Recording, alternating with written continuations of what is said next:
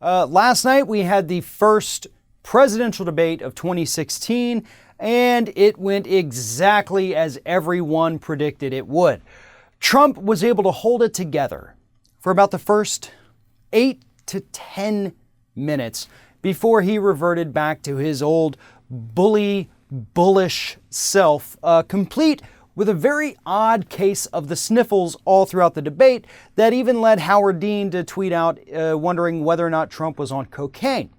Now, Trump's sniffles aside, what we learned from that debate is that both of the candidates are so obsessed with attacking one another that we know very little about what they would actually do as president. Lester Holt, the moderator, did decent. I'm not going to say he did well. He did fact-check Trump a few times, but he still let a lot of lies fly that he really could have easily called Donald Trump on.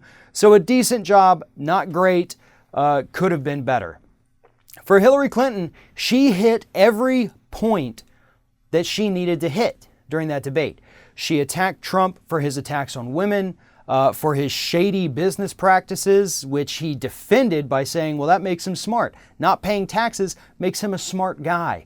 Rooting for the housing crisis is just how business works. Hillary hammered the hell out of Donald on all that, and she absolutely needed to. Donald Trump, on the other hand, interrupted Hillary Clinton more than 4 times.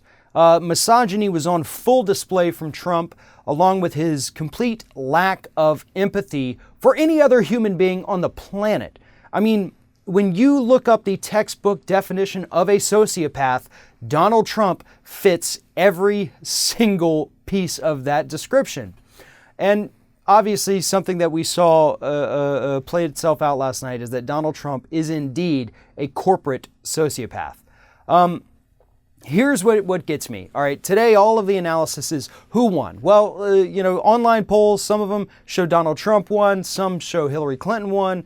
Everybody says this person won, my guy won, my girl won, whoever won, somebody won. No, listen to me. This wasn't a sporting event.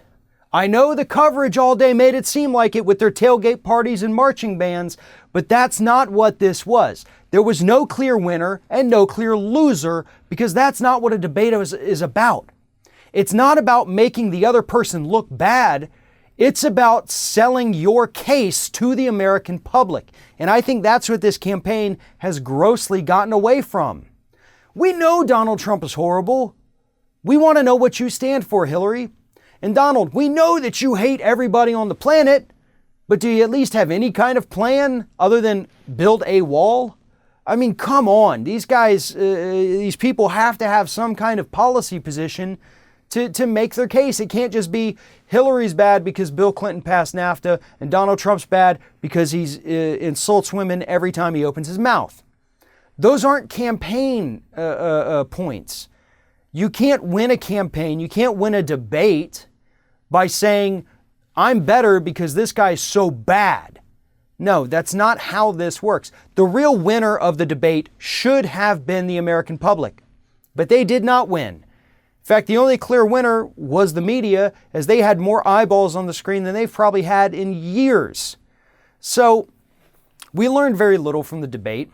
We did learn that Donald Trump cannot keep his composure for more than 10 minutes. We learned that Hillary Clinton is able to hold her own against the biggest bully in American political history, and that's a positive. But shy of that, there was no real outcome.